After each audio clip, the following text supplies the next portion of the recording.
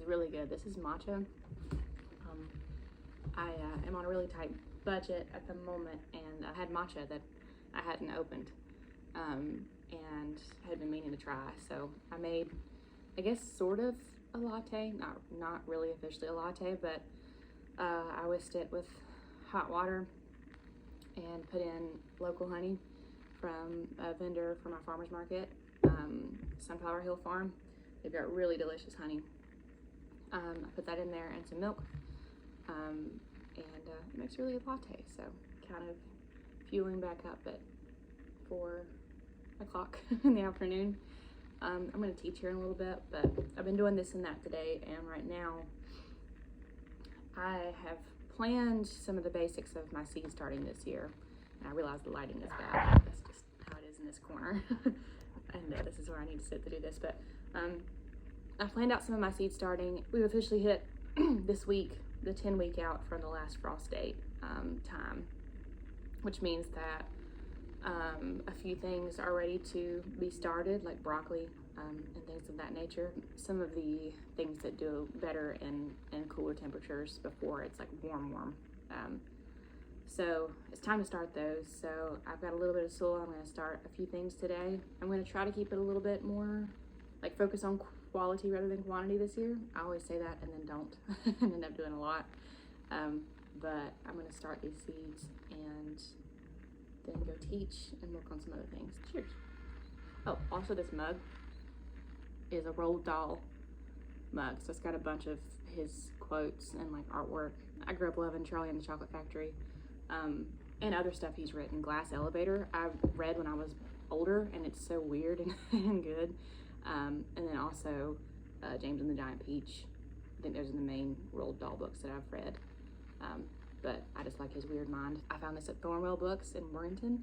So Morganton's where my boyfriend lives, and Thornwell is a bookstore and coffee shop, and they have coffees that are themed after authors, and then they have all sorts of books and also book-related things like these mugs. So I got this a while back, and it's one of my favorites. But yeah, so if you're wondering what's on my mug, it's Roald Dahl. There's a little golden ticket right there too. So it's my lucky day. So I've unchecked all of my crazy calendar items. So this calendar looks a lot emptier than it actually is. But I just wanted to show you specifically. I mark a few things on my calendar to remember. Like I mark about when I give my dogs their monthly medicine, different things like that. I've got some birthdays marked on here of different animals that I've got. Reminders to do stuff like clean my dog's ears, things like that. Some of these are guidelines that I need to follow better. but one of the things that I do every year is go in, and this is something I learned from watching other farmers and gardeners like Roots and Refuge. Every year I go in and find the last frost date, or estimated last frost date. So that's Wednesday, April the 17th. And so then I start counting backwards from that for some important seed starting dates. So, and then I'll just put that in my calendar. So 10 weeks back from April 17th is February the 7th. That's technically tomorrow. And there are certain things that are good to start indoors 10 weeks before the last frost date. Some of these I am more interested in than others as far as starting them. Like broccoli, I know I'm going to start. Some of these I might start a couple of them and just see how they do, and then see if I want to plant them or not. So that's 10 weeks. 8 weeks out gets really exciting because that's when we start peppers. I don't ever like quite do it on the exact date because I usually have a lot else going on. Like I said, all of this is unchecked. But this is just a good way to remind myself, since I tend to be forgetful. So this is what we're working on today.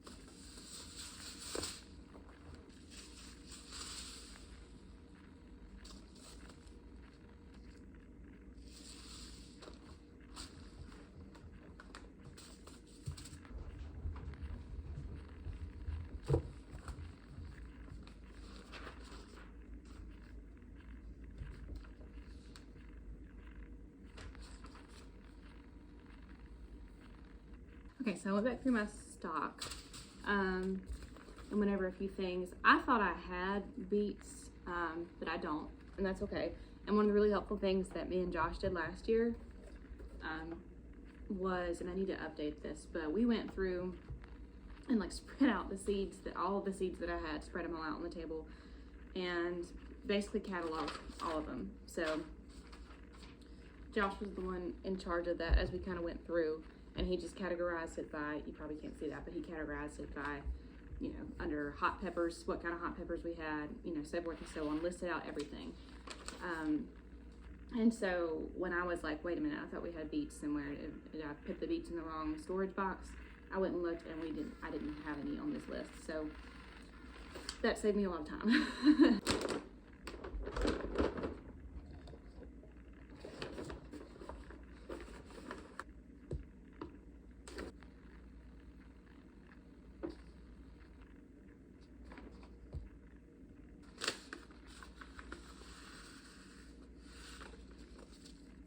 This is what broccoli seeds look like, in case you're curious.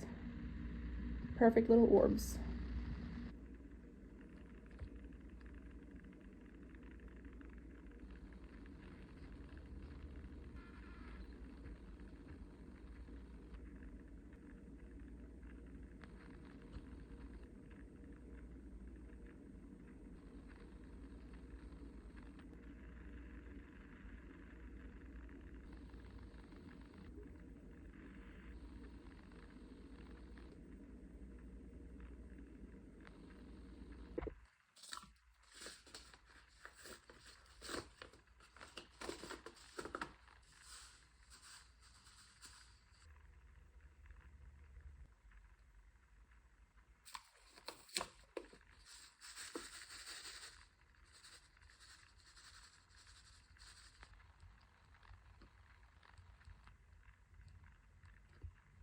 So this is where I'm putting these seedlings for now. So let's see, I think I ended up with 6 broccoli plants, and then I did 2 kale, and then this is just a little tray of mixed greens that I'll probably like pull apart. That should be good for right now. Like I said, I'm not trying to go overboard, but this will be a good start. So they're watered. I've got them sitting on a little makeshift like aluminum foil tray thing with one of my grow lights. These are my favorite grow lights that I've used so far. They're just really nice because they're very direct, concentrated, and it's just worked really well. They're all tucked in, and also it works out nice because the heat comes out right there. So these guys will be nice and warm, and hopefully that'll help them germinate over the next couple of days. I'm so happy. Josh's mom has taken up crocheting. I think she used to do it a long time ago, but she's gotten into it again, and we're all benefiting. He picked out this yarn because he knew I'd like this color, and then she made it, and it is so warm and comfortable, and it fits me perfectly. I have an oddly shaped cranium, and this toboggan fits it really well. So it makes going out to the barn, doing the chores when it's cold outside, a lot more enjoyable. And it's just really cool that it's something she made. So, what do you think? What do you think, baby? You like it, don't you? Also, speaking of gifts, Josh got me this Soda Stream for my birthday, which has been a couple months ago now. But I love this thing. So when it comes to trying to be healthier, still working on the hands. Don't look at us. When it comes to trying to be healthier, you know, we all have to try to remember to drink more water. The Soda Stream really helps. And I used, this is already empty, but I used the bubbly flavor for it. I don't really know what's in this.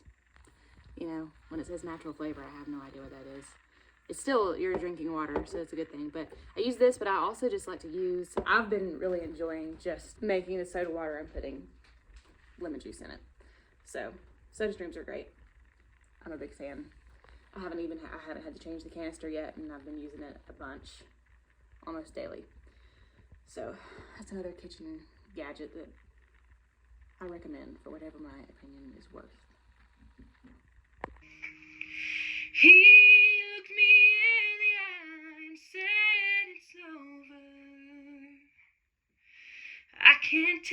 this heartache anymore. He said, don't tell me lies and try to please me.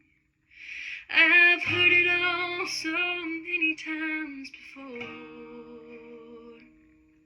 I took him by the arm and said, don't leave me. There's nothing in this world I wouldn't do. Just give me time.